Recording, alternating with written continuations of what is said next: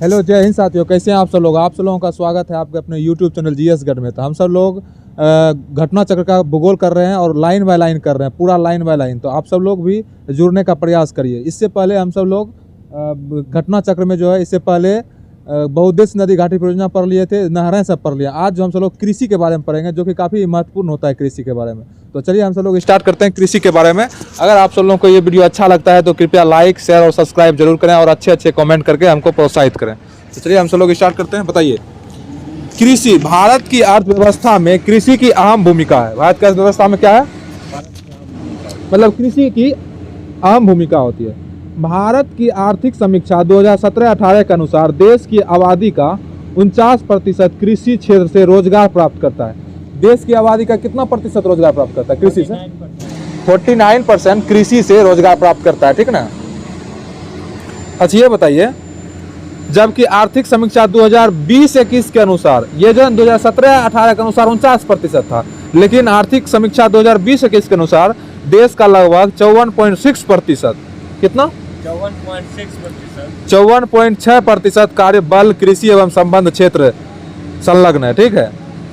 वर्ष 2020-21 में देश के जीवीएम इसकी हिस्सेदारी 20.2% है, जबकि 2021-22 में 18.8% है। देश में प्रथम कृषि विश्वविद्यालय का स्थापना 1960 में हुई थी। देश में प्रथम कृषि विश्वविद्यालय का स्थापना 1960 में कब हुए थे? 1960 में हुई थी। भारत के प्रथम प्रधानमंत्री जवाहरलाल नेहरू ने 17 नवंबर 1960 को उत्तर प्रदेश कृषि विश्वविद्यालय के रूप में इसका उद्घाटन पंतनगर उत्तराखंड में किया था। बताइए तो, देश की प्रथम कृषि विश्वविद्यालय का स्थापना कब हुआ था? 1960 में हुआ था। और कहाँ हुआ था? 17 नवंबर 1960 के उत्तर प्रदेश के कृषि विश्वविद्यालय के रूप में हुआ था। ठीक है, पंतनगर उत्तराखंड, वेरी तत्कालीन में जो हो गया उत्तर प्रदेश। हाँ, उत्तर प्रदेश में।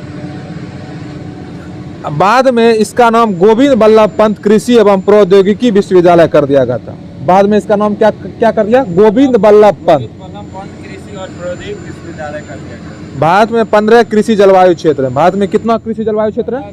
भारत में 15 कृषि जलवायु क्षेत्र है, ठीक है। भारत में 15 कृषि जलवायु क्षेत्र है। हाँ, ये बताइए, नेशनल ब्यूरो ऑफ सॉइल सर्वे के अनुसार भारत को 20 कृषि पारिस्थितिकी क्षेत्रों और 60 कृषि पारिस्थितिकी उप क्षेत्रों में विभाजित किया गया है। बताइए, कितने कृषि पारिस्थितिकी क्षेत्र में विभाजित किया? 20 और 60 कृषि पारिस्थितिक उप क्षेत्र में विभाजित किया गया। 60 उप क्षेत्र में विभाजित किया गया, ठीक है। इनका वर्गीकरण मिट्टी, जलवायु, प्रकार एवं प्राकृतिक भौगोलिक परिस्थितियों के आधार पर किया गया है। भारत कृषि का इतिहास पुस्तक MS रंधावा द्वारा लिखी गई है। भारतीय कृषि का इतिहास पुस्तक किसके द्वारा लिखा गया? MS रंधावा। भारतीय कृषि का इतिहास पुस्तक किसके द्वारा लिखा गया? MS रंधावा द्वारा लिखा गया है। अच्छा ये बताइए, इनका पूरा नाम मोहिंदर सिंह रंधावा है, ठीक है। महेंद्र सिंह। हाँ, क्रांति के कारण हरित क्रांति के कारण भारतीय कृषि अपने जीवन निर्वाह स्वरूप के बाजार व्यापारिक तथा बाजारोन्मुख रूप ग्रहण करती है। खाद्य एवं कृषि संगठन के मानकों अनुसार खाद्यान्नों के सुरक्षित भंडारण के समय 14% तक ही सापेक्षिक आर्द्रता होनी चाहिए। बताइए, FAO खाद्य एवं कृषि संगठन के अनुसार मतलब कि अन्न के भंडारण के लिए कितना प्रतिशत नमी होनी चाहिए? 14% ही नमी होनी चाहिए, ठीक है। कृषि युग्म पैदावार का आशय 2 या 2 से अधिक फसल एक ही भूमि पर एक ही फसल वर्ष में उगाना। एक ही साथ एक भूमि पर 2 या 2 से अधिक फसल उगाना अंतर फसली खेती कहलाती है, ठीक ना। मिश्रित खेती से क्या तात्पर्य है? मिश्रित खेती से तात्पर्य है कि कई तरह की फसलों के उत्पादन के साथ साथ पशुपालन को बढ़ावा देने से, जिससे खेती से शेष बचे समय में पशुपालन करके किसान अपनी आय में वृद्धि कर सके। इसी को मिश्रित खेती हाँ, मिश्रित खेती क्या होता है? मतलब कि हाँ, पशु की खेती के साथ साथ पशुपालन भी करना मिश्रित कृषि कहलाता है, ठीक है। ये देखिए, मिश्रित खेती तात्पर्य फसलों के उत्पादन के साथ साथ पशुपालन का बढ़ावा देना। जिससे खेती से शेष बचे समय में पशुपालन करके आसानी से अपनी आय को वृद्धि कर सके। भारत में ठेकेदारी कृषि को लागू करने में पंजाब राज्य अग्रणी है। भारत में ठेकेदारी कृषि को लागू करने वाला पंजाब राज्य क्या है? सबसे आगे है। ठेकेदारी कृषि किसने लागू किया है?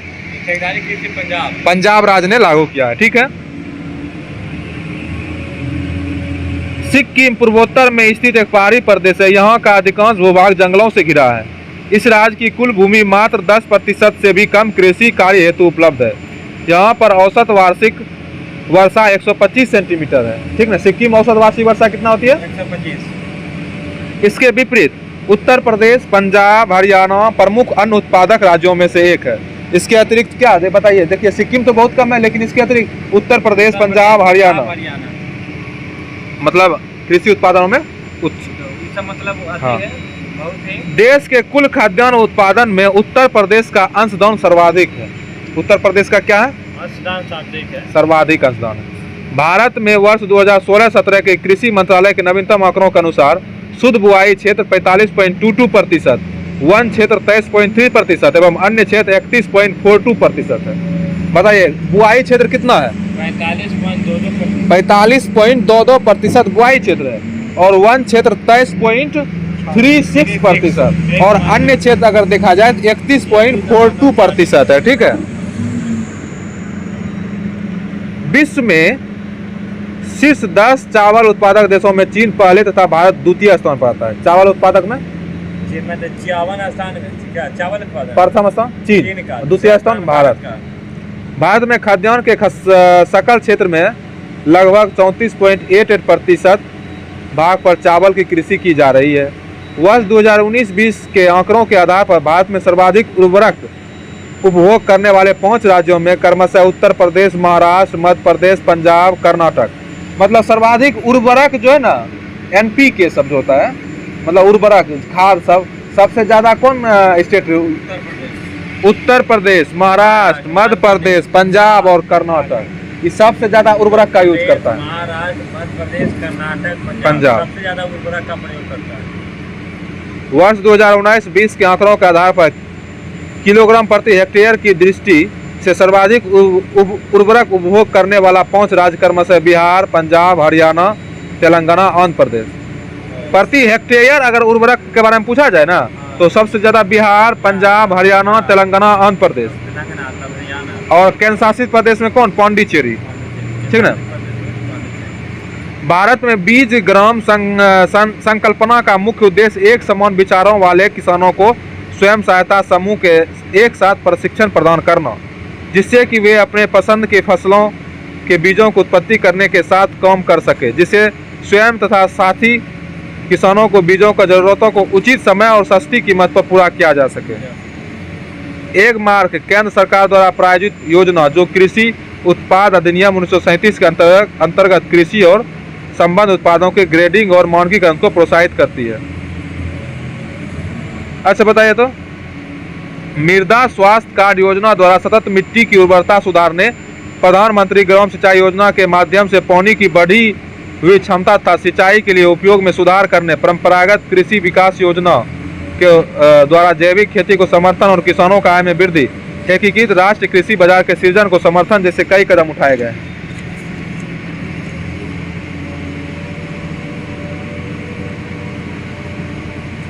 देखिए हरी खाद वाली फसलों में से नाइट्रोजन को सर्वाधिक मात्रा में 0.43% पाई जाती है। हरी मतलब हरी साग सब्जी में सबसे ज्यादा किसकी मात्रा होती है? नाइट्रोजन की मात्रा सर्वाधिक 0.49% होती है। हरी खाद में कृषि में उस सहायक फसल को कहते हैं जिससे खेती मुख्यतः भूमि में पोषक तत्वों को बढ़ाने तथा उसमें जैविक पदार्थों को पूर्ति करने के उद्देश्य से की जाती है। डेंचा में 0.4%, सनई में 0.43% तथा ग्वार में 0.3% नाइट्रोजन की मात्रा पाई जाती है। किंतु सनई के बुआई से खेत की सर्वाधिक नाइट्रोजन 86 से 129 किलोग्राम है।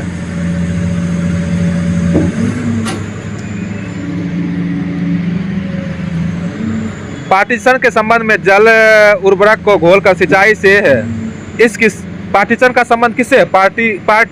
फर्टिगेशन फर्टिगेशन का संबंध किससे है? जल में उर्वरक को घोलकर सिंचाई, जल में उर्वरक को घोलकर सिंचाई करना, इसको क्या बोलते हैं? फर्टिगेशन।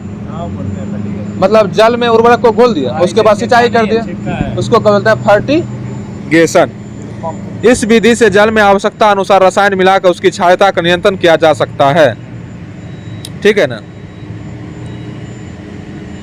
देखिए, फर्टिगेशन विधि द्वारा मुख्यतः नाइट्रोजनी, पोटास आदि जल में घुलनशील उर्वरकों का प्रयोग किया जाता है। फर्टिगेशन विधि का मुख्यतः किसका प्रयोग किया जाता है? नाइट्रोजन का और पोटास। ठीक है, बताइए। कृषि में शून्य जुताई अर्थात खेत की जुताई किए बगैर अगली फसल बोने के निम्नलिखित लाभ है। मतलब कृषि में शून्य जुताई अर्थात खेत की जुताई किए बगैर अगली फसल बोने के निम्नलिखित लाभ है। मतलब अगर कृषि में नहीं जुताई कर रहे हैं या थोड़ा मोटा जुताई कर दिए तो उसका कुछ लाभ है।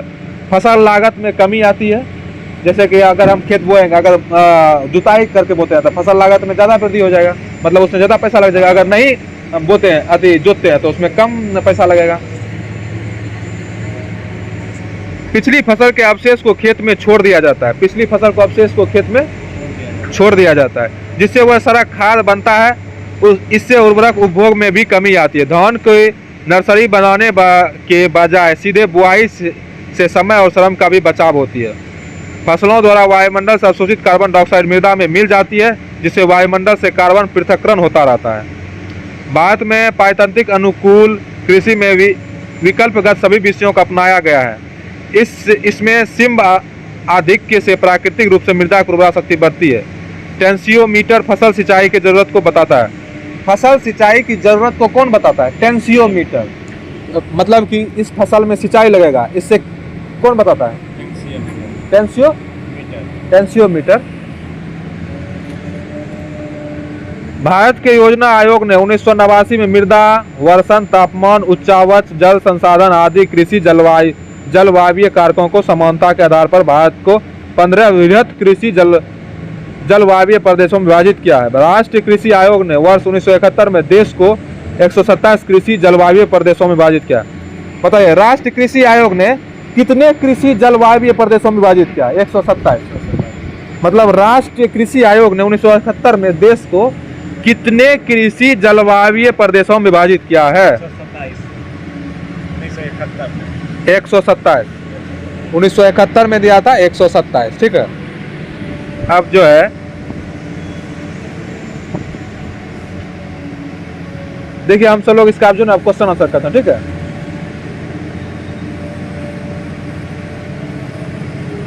देखिए ये क्वेश्चन ये भी आईएएस में पूछा गया था 2020 में। कृषि में फर्टिगेशन का क्या लाभ है? अभी तुरंत फर्टिगेशन पढ़े थे ना। फर्टिगेशन किसको बोलते हैं बताइए? फर्टिगेशन विधि के द्वारा नाइट्रोजन, पोटास आदि जल में घुलनशील उर्वरक को सिंचाई किया जाता है। नाइट्रोजन और पोटास जल में घोलकर इससे सिंचाई किया जाता है, इसी को फर्टिगेशन बोलते हैं। तो यही क्वेश्चन आईएएस 2020 में पूछा था। फर्टिगेशन से क्या लाभ है? सिंचाई जल की क्षारीयता का नियंत्रण संभव है। ऑप्शन 1 है। ऑप्शन 2 में रॉक, फॉस्फेट और सभी अन्य फॉस्फेट उर्वरक का सफलता के साथ अनुप्रयोग संभव है। पौधों के लिए पोषक बड़ी हुई मात्रा में सुलभ किए जा सकते हैं और रासायनिक पोषकों के निक्षालन में कमी संभव है। तो इसका ऑप्शन बताइए क्या क्या होगा? इसका सही आंसर होगा 1, 3 और 4। 1, 3 और 4 में क्या क्या बोले आप सब लोग ध्यान से सुन लीजिएगा। ठीक है, देखिए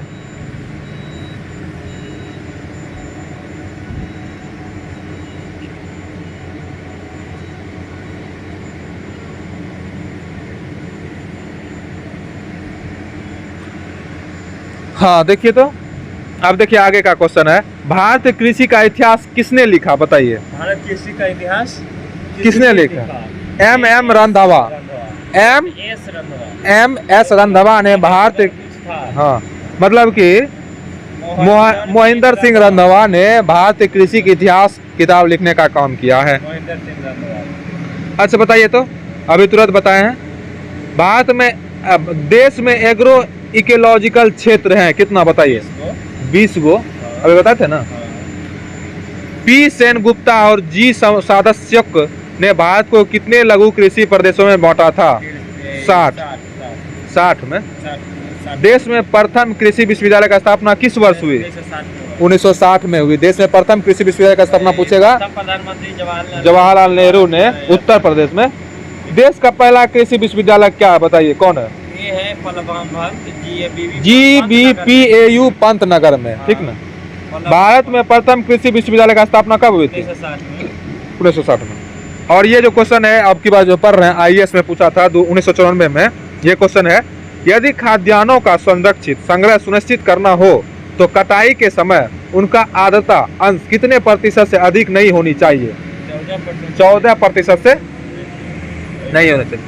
देखिए फिर एक क्वेश्चन IAS में देखिए कृषि से बहुत ज्यादा क्वेश्चन पूछा है, ठीक ना। IAS 2010 में क्वेश्चन पूछा था, भारत में भूमि उपयोग वर्गीकरण का सन्निकट निरूपण निम्नलिखित में से कौन सा है? नेट बुआई 47%, वन 23% और अन्य 30%। ये IAS में पूछा था, ठीक ना। अब बताइए, ये जो कृषि में युग्म पैदावार का आशय डैश को उगाने से, ये 43वां बीपीएससी में पूछा था। कृषि में युग्म पैदावार का आशय है, बताइए, विभिन्न मौसमों पर 2 फसल, विभिन्न मौसमों पर 2 फसल। अब बताइए तो, ये फिर IAS में पूछा हुआ क्वेश्चन है। देखिए, निम्नलिखित में से कौन सी मिश्रित खेती का प्रमुख विशेषता है, बताइए तो? पशुपालन और शस्य उत्पादन को एक साथ करना, मतलब पशुपालन और कृषि को एक साथ करना। अच्छा अजय बताइए, मिश्रित कृषि में सम्मिलित है, बताइए तो कौन? कई तरह की फसलें उगाना तथा पशुपालन करना मिश्रित कृषि कहलाता है। अच्छा ये बताइए, समानांतर फसल का एक उदाहरण बताइए। ऑप्शन दे रहे हैं, आलू, धान, गेहूं, सरसों, कपास, गेहूं, ज्वार, आलू। समांतर फसल गेहूं और सरसों को एक साथ उगाया जाता है, इसी को समांतर फसल कहा जाता है। बताइए तो भारत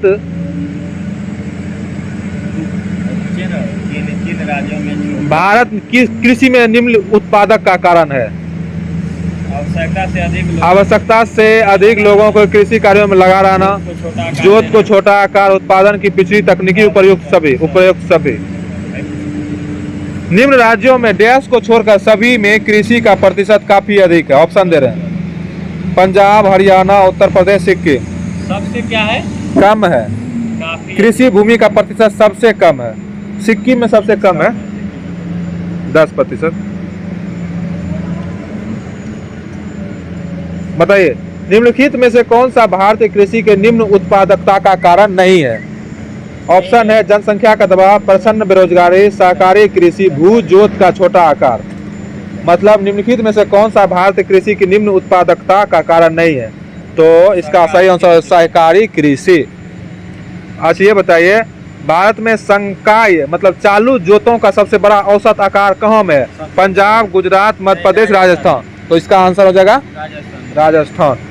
भारत में कृषि को समझा जाता है, ऑप्शन दे रहे हैं, जीविकोपार्जन का साधन, एक व्यवसाय, एक व्यापार, एक उद्योग।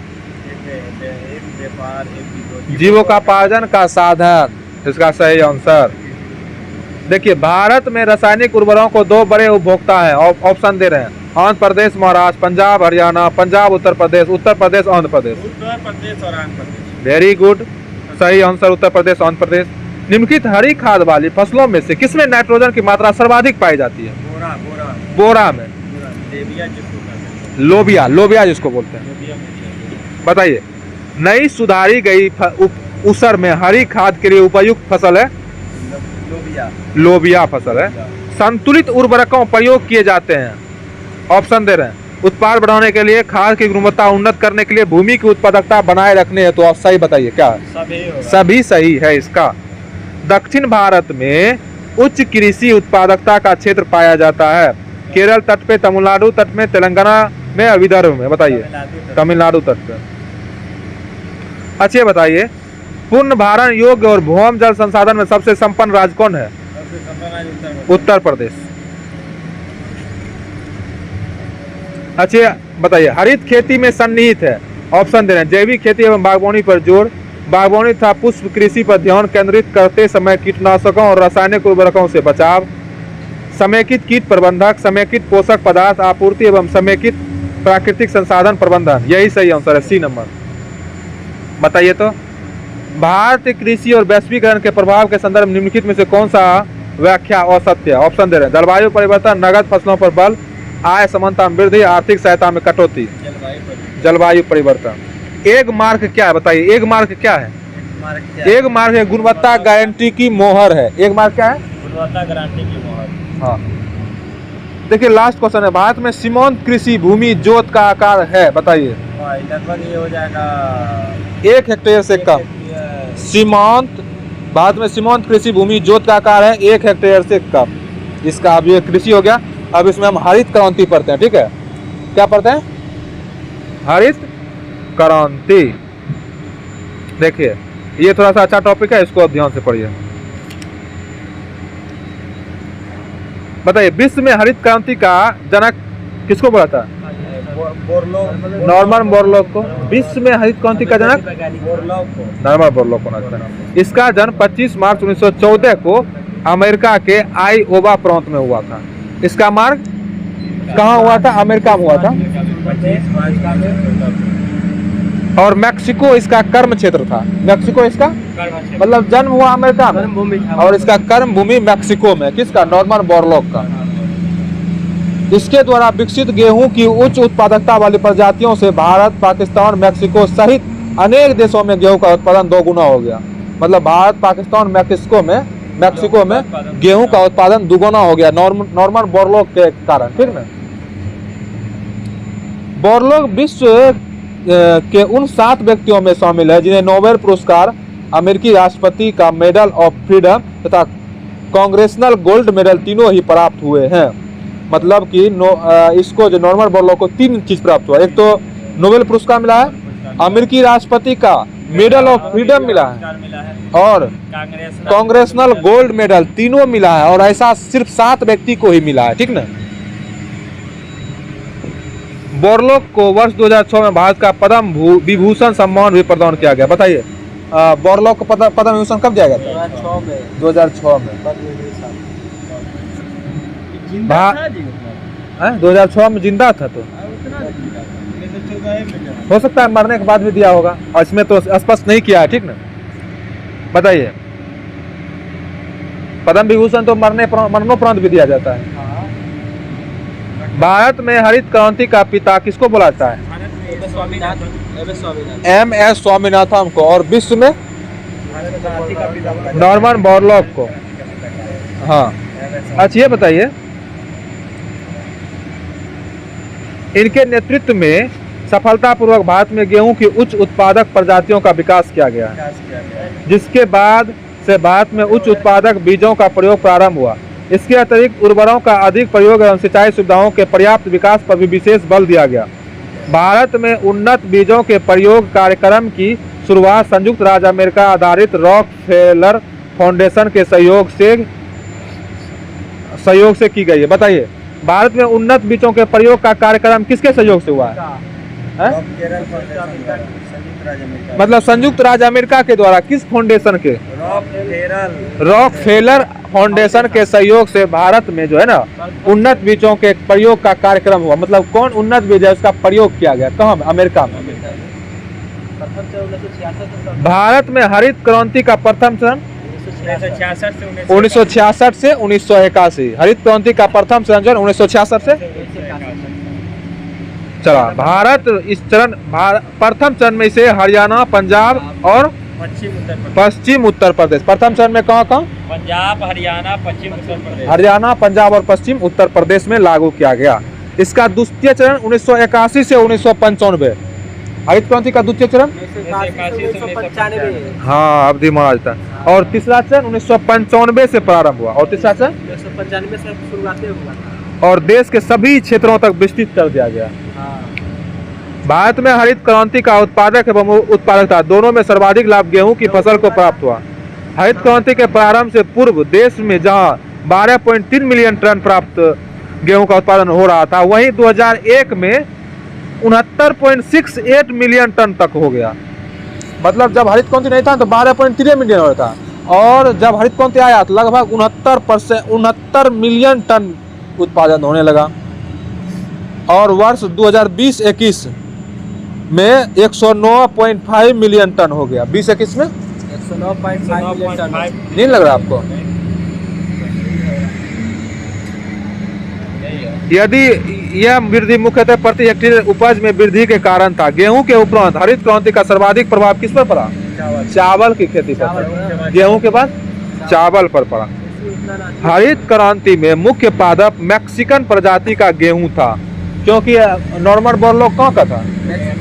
अमेरिका का था, लेकिन उसका कर्म भूमि था, इसीलिए जो है ना वहाँ जो मैक्सिकन प्रजाति का गेहूं था, जिसे बोरलॉग, उसके बाद लिखता है, जिसे बोरलॉग के मैक्सिको स्थित अंतर्राष्ट्रीय मक्का एवं गेहूं संवर्धन केंद्र में से मंगाया गया था।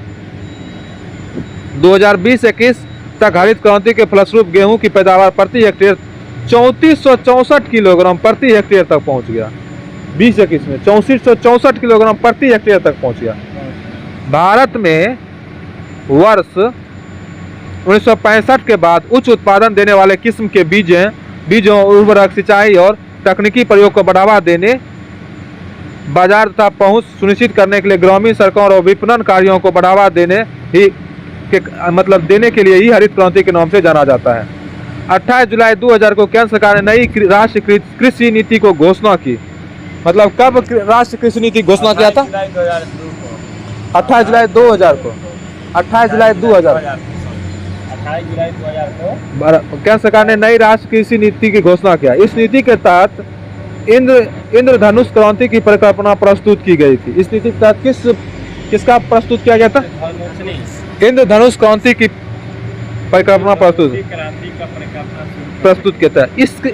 इसके अंतर्गत प्रत्यक्ष या अप्रत्यक्ष रूप से कृषि के क्षेत्र से संबंधित सभी क्रांतियों को शामिल किया गया। देखिए विभिन्न क्रांतियों जो पढ़ते हैं, ठीक है, जैसे कि हरित क्रांति किससे संबंधित था? हरित क्रांति हो गया खाद्य उत्पादन। और सुनहरी क्रांति बताइए? फल एवं सब्जी उत्पादन। फल एवं सर गलत लिखा भी है, हम बोल रहे थे बादामी क्रांति होगा। बताइए सुनहरी क्रांति किसे था? फल एवं सब्जी उत्पादन। और श्वेत क्रांति?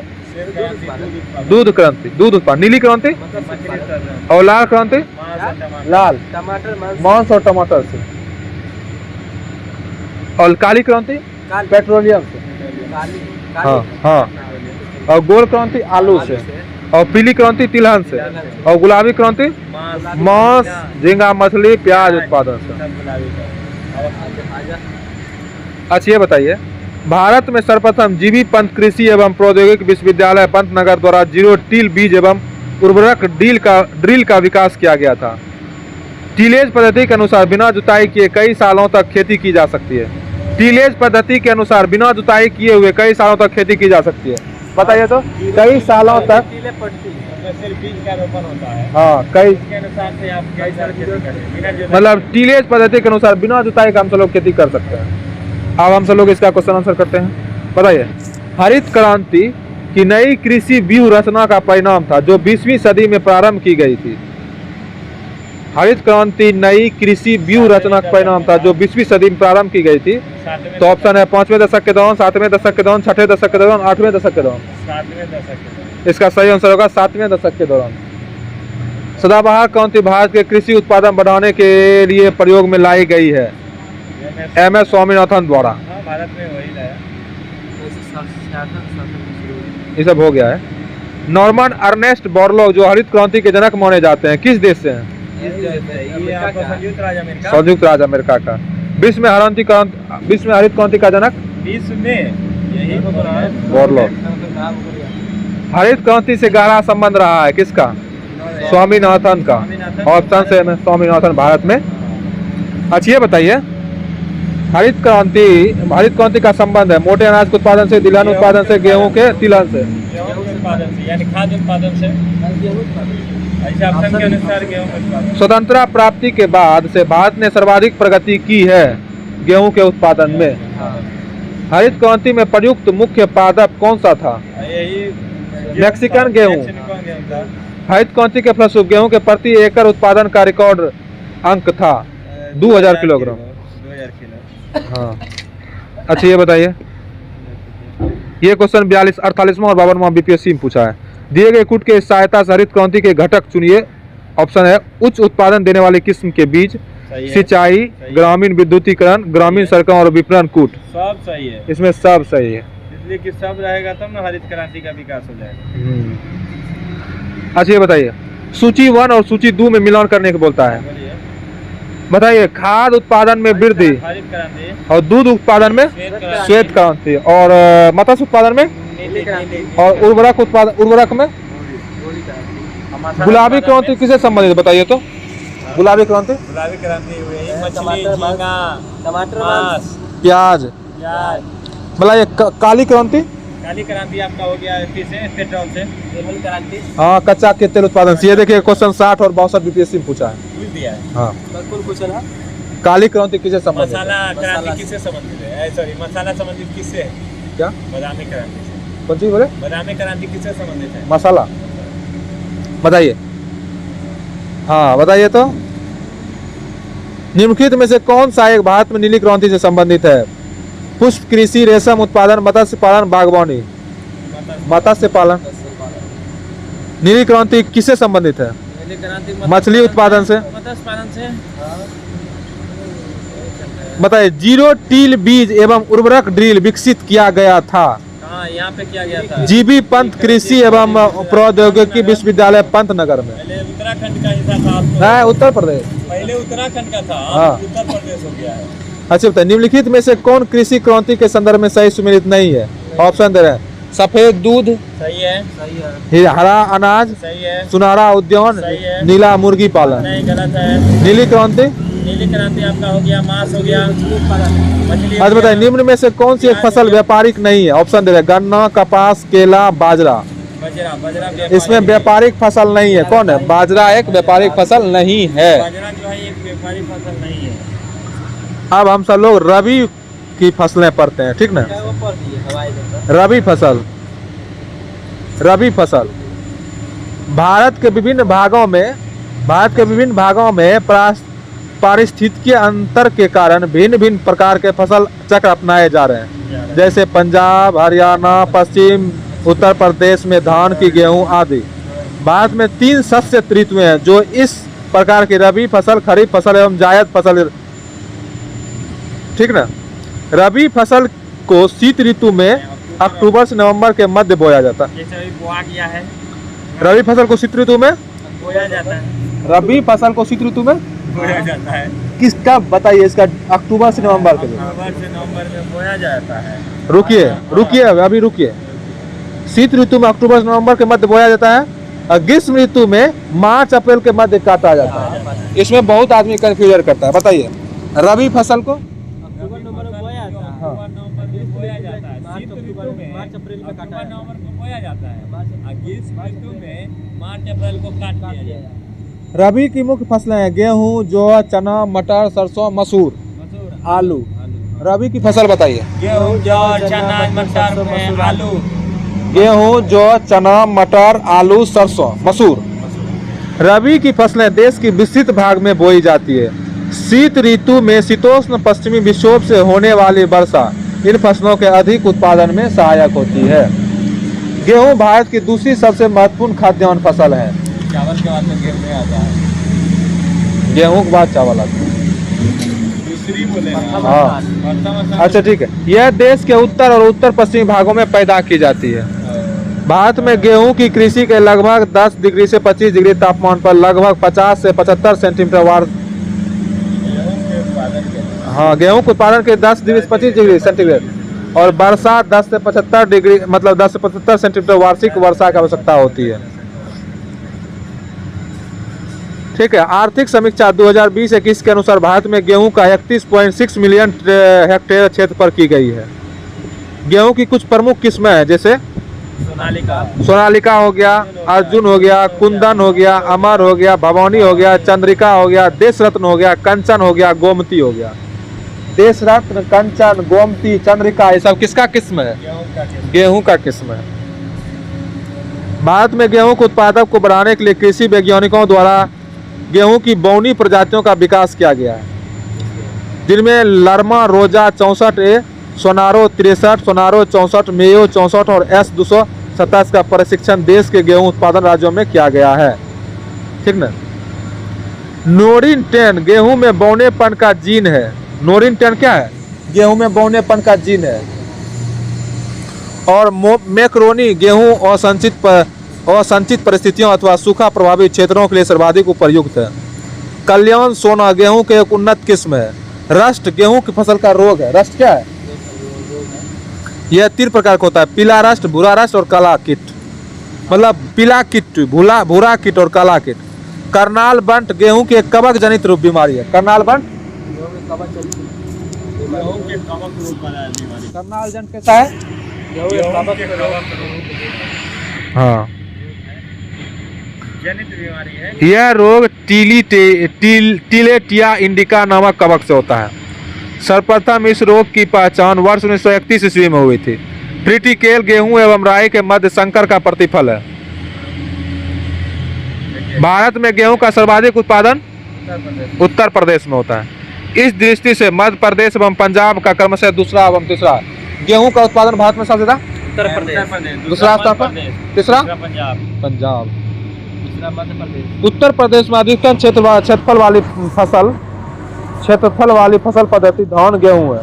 गेहूं की सिंचाई की ताज निकलने की अवस्था सर्वाधिक क्रांतिक अवस्था है। जहां केवल एक ही सिंचाई करना संभव हो, वहां इसी अवस्था में सिंचाई की महत्व दिया जाता है। ताज निकालने की अवस्था बुआई के 20 से 25 दिन बाद आती है। जहां केवल 2 सिंचाई करना संभव होता है, वहां पहली सिंचाई ताज निकलने की अवस्था में एक एवं दूसरी सिंचाई पुष्प लगने की अवस्था में किए जाते हैं। देखिए, गेहूं की सिंचाई ताज निकलने की अवस्था में सर्वाधिक क्रांतिक अवस्था है। क्राउन रूट इनिशिएशन मतलब जब उसका रूट निकल रहा था ना, जब जड़, तो उसका इनिशिएशन मतलब उस समय सिंचाई होता है। ठीक ना, ताज निकलने की अवस्था उसी को बोला गया। तो हम सब लोग हरित क्रांति पढ़ लिया। अब इसका क्वेश्चन आंसर करते हैं। बताइए, कितने महीने में रबी फसल की बुआई होती है? किस महीने में रबी फसल की बुआई होती है? अक्टूबर नवंबर में। अच्छा बताइए, खरीफ फसल की बुआई कब होती है? खरीफ फसल की बुआई जून और जुलाई में। जून जुलाई में। कटाई अक्टूबर नवंबर में। खरीफ फसल की प्रमुख फसलें कौन है? चावल, ज्वार, बाजरा, मक्का, तिल, मूंगफली। ठीक है। खरीफ फसल की बुआई कब होती है? खरीफ फसल की बुआई जो होती है जून जुलाई में होती है। अक्टूबर नवंबर में काट लिया जाता है। अक्टूबर नवंबर में काट लिया जाता है। और इसका प्रमुख फसल है चावल, ज्वार, बाजरा, मक्का, तिल, मूंगफली। और जायद फसल की कब होता है? मार्च और जुलाई के। मार्च से जुलाई की। और इसका प्रमुख फसल है तरबूज, खरबूज, ककड़ी, खीरा, भिंडी, यही सब है। हो गया। निम्नलिखित में से कौन आया? जायद फसल में कौन कौन आया? तरबूज, ककड़ी, खीरा। कब बोया जाता है? अरे बोया जाता है मार्च में बोया जाता है, जुलाई में इसका तमाम हो जाता है। निम्नलिखित में से कौन सा एक रबी फसल है? बताइए। कपास, मक्का, अरहर, सरसों। सरसों। निम्नलिखित में कौन सा एक खरीफ फसल नहीं है? ऑप्शन दे रहे हैं, मूंगफली, मक्का, मसूर, धान। मक्का खरीफ फसल नहीं है। मसूर खरीफ फसल नहीं है। मसूर जो है मसूर रबी फसल है। मक्का खरीफ फसल है। फसलों के आधार पर बेमेल बताइए। धान, ज्वार, मक्का, गेहूं। बताइए तो। गेहूं जो हो गया रबी हो गया, बाकी सब जो गेहूं रबी हो गया, शेष खरीफ फसल है। बताइए तो। ये IAS 1996 में पूछा था। गेहूं की अच्छी खेती के लिए निम्नलिखित में से कौन सा पारिस्थितिक समुच्चय आवश्यक है? ऑप्शन दे रहे हैं, मध्यम ताप और मध्यम वर्षा, ये सही। उच्च ताप भारी वर्षा, उच्च ताप और मध्य वर्षा, निम्न ताप और निम्न वर्षा। बताइए कौन है? एक नंबर इसका आंसर होगा मध्यम ताप। मध्यम वर्षा। नकदी फसल में सम्मिलित नहीं है। बताइए। और ऑप्शन दे रहे हैं, गन्ना, कपास, जूट, गेहूं। गेहूं जो होगा गेहूं नकदी फसल नहीं है। ये 39वां BPSC में पूछा हुआ क्वेश्चन है। बताइए तो, निम्नलिखित में से किस समूह की फसलें नकदी है? ऑप्शन दे रहे हैं, गेहूं, मक्का, चावल, चना, मटर, गेहूं, कपास, गन्ना, केला। चावल, चना। इसका सही आंसर कपास, गन्ना, केला। क्या है ये सब? नकदी फसल है। देश के गेहूं का उत्पादन कम होने की आशंका से भारत ने किस देश के साथ 15 लाख टन गेहूं आयात करने के लिए अनुबंध किया है? ऑस्ट्रेलिया से। बताइए, निम्न में से कौन सा क्रम 3 बड़े गेहूं उत्पादक राज्यों की दृष्टि से सही है? उत्तर प्रदेश, हरियाणा। उत्तर प्रदेश, पंजाब और हरियाणा। क्रम के अनुसार बोलिए। उत्तर प्रदेश, पंजाब और हरियाणा। बताइए, गेहूं के अधिकतम उत्पादन वाला राज्य। ऑप्शन दे रहे हैं, पंजाब, हरियाणा, उत्तर प्रदेश, मध्य प्रदेश। उत्तर प्रदेश का सही आंसर हो गया। वर्ष 2015-16 में भारत का कौन सा राज्य गेहूं का सबसे बड़ा उत्पादक राज्य था? उत्तर प्रदेश। भारत का अधिकतम गेहूं उत्पादन राज्य बताइए। उत्तर प्रदेश।